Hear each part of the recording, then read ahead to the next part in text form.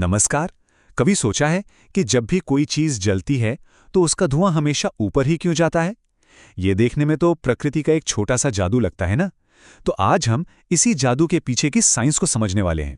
चलिए साथ मिलकर गर्मी के इस अनोखे सफर को समझते हैं। तो चलिए उस सवाल से शुरू करते हैं जो हम सब ने कभी ना कभी जरूर सोचा होगा, चाहे वो अगरबत्ती का धुआं हो या फिर आग का। ये हमेशा ऊपर की तरफ ही क्यों भागता है, नीचे या आसपास क्यों नहीं जाता? आज इसी गुत्थी को सुलझाते हैं। अब इस सवाल का जवाब ढूंढने के लिए एक बहुत ही मजेदार एक्सपेरिमेंट करके देखते हैं। सबसे पहले ये समझना होगा कि हवा यानी गैसों में गर्मी या हीट एक जगह से दूसरी जगह जाती कैसे है। ठीक है, तो एक्सपेरिमेंट कुछ ऐसा है। सोचिए कि हमारे पास एक तराजू है, पर पड़लों की जगह दो एक जैसे कागज के कप लगे हैं जो एक डंडी पर एकदम बैलेंस हैं। अब हम धीरे से एक कप के ठीक नीचे एक जलती हुई मोमबत्ती रख देते हैं। क्या लगता है क्या होगा? और ये देखिए, नतीजा बिल्कुल सामने है। जिस कप के नीचे मोमबत्ती रखी थी वो ऊपर की तरफ उठ गया, तराजू का पूरा बैलेंस ही बिगड़ गया। लेकिन ऐसा हुआ क्यों? ये कोई जादू नहीं, इसके पीछे है प्योर साइंस। तो हुआ ये कि मोमबत्ती की लौ ने अपने ऊपर की हवा को गर्म कर दिया। अब जब भी हवा गर्म होती है तो वो फैलती है, मतलब उसके कण दूर दूर हो जाते हैं, और फैलने की वजह से वो अपने आसपास की ठंडी हवा से हल्की हो जाती है। और हल्की चीज का क्या होता है? वो ऊपर उठती है, बिल्कुल वैसे ही जैसे पानी में हवा का बुलबुला ऊपर आता है। बस इसी हल्की और गर्म हवा ने कप को ऊपर की ओर धकेल दिया। अच्छा, तो ये तो हुई गैस यानी हवा की बात। पर अब सवाल ये है कि क्या यही चीज लिक्विड्स मतलब तरल पदार्थों जैसे कि पानी के साथ भी होती है? चलिए इसका भी पता लगाते हैं। तो हवा का मामला तो क्लियर हो गया। अब देखते हैं कि क्या पानी में भी गर्मी इसी तरह से सफर करती है। तो चलिए अब पानी के साथ एक एक्सपेरिमेंट करते हैं। तो इस बार हम ले रहे हैं एक शीशे का बीकर जिसमें पानी भरा है।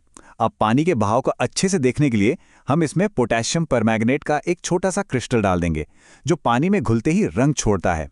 अब बीकर को ठीक क्रिस्टल के नीचे से गर्म करना शुरू करते हैं। अब असली मजा आने वाला है। बस ध्यान से देखते रहिए कि ये रंगीन पानी कैसे हरकत करता है।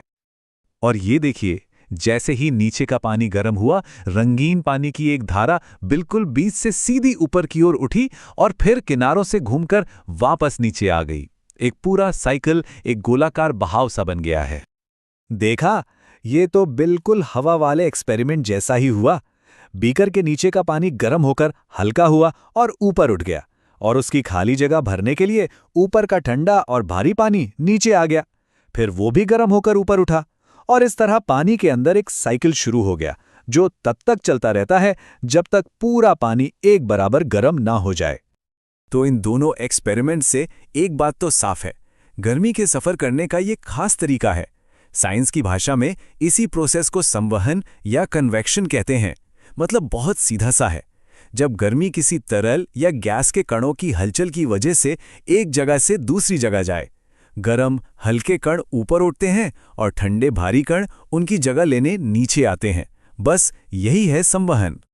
तो अब जब हम लैब में ये सिद्धांत समझ चुके हैं, तो चलिए लैब से बाहर निकलकर असल दुनिया में चलते हैं और देखते हैं कि ये कन्वेक्शन बड़े पैमाने पर हमारे आसपास कैसे काम करता है। यहाँ पाल्डिन के कही हुई एक बड़ी दिलचस्प बात है, और उनका ये अनुभव कॉन्वेक्शन का एक जबरदस्त उदाहरण है जिसे शायद हम सब ने कभी न कभी महसूस किया होगा। और इसके पीछे का कारण बहुत आसान है। जमीन और पानी के गर्म होने की स्पीड में फर्क होता है। जमीन, खासकर रेत, धूप में बहुत जल्दी गर्म हो जाती है, वहीं पानी को गर्म होने में काफी ज्यादा वक्त लगता है। और बस यही छोटा सा फर्क सब कुछ बदल देता है। तो दिन में क्या होता है, जमीन तेजी से गर्म हो जाती है, जिससे उसके ऊपर की हवा भी गर्म होकर ऊपर उठ जाती है। अब उस खाली जगह को भरने कौन आएगा? बिल्कुल, समुद्र के ऊपर की ठंडी और भारी हवा। वो तेजी से जमीन की तरफ दौड़ती है, और इसी ठंडी हवा को हम बीच पर सी ब्रीज या समुद्री हवा के नाम से जानते हैं। पर रात होते ही कहानी पूरी तरह से पलट जाती है। जमीन जितनी जल्दी गर्म होती है, उतनी ही जल्दी ठंडी भी हो जाती है।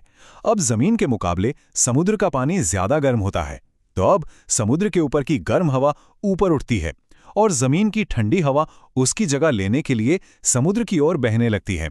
इसे लैंड ब्रीज या स्थलीय हवा कहते हैं। तो मतलब ये हुआ कि समुद्र के किनारे दिन और रात में चलने वाली ये ठंडी ठंडी हवाएं और कुछ नहीं बल्कि कॉन्वेक्शन का ही एक बहुत बड़ा नेचुरल साइकिल है, जो जमीन और पानी के गर्म और ठंडा होने की अलग-अलग स्पीड की वजह से चलता है। तो देखा, धुआं ऊपर क्यों उठता है जैसे एक छोटे से सवाल ने हमें समुद्र की हवाओं के चलने का पूरा राज बता दिया। अब जब कॉन्वेक्शन का ये सिद्धांत समझ में आ गया है, तो जरा अपने आसपास नजर दौड़ाइए। क्या चाय की केतली से निकलती भाप में या सर्दियों में कमरे के हीटर के पास कॉन्वेक्शन दिखाई देता है? सोचिए, और कहां-कहां गर्मी का ये दिलचस्प सफर देखने को मिलता है।